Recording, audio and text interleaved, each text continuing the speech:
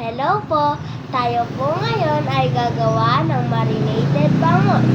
Ang una po natin ingredients ay ito pong bangus. Ito po ay nabiak na po at nalinisan na.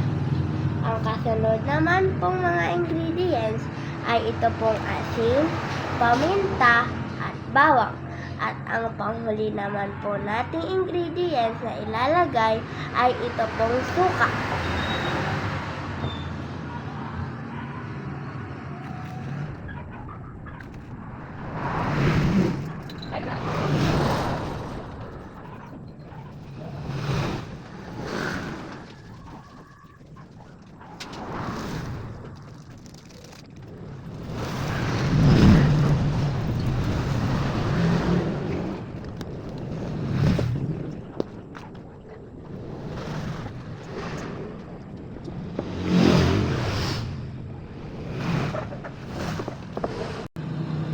Ngayon po, ilipat na po natin itong bangus sa isa pong malinis na lalagyan at mailagay po ito sa ref ng overnight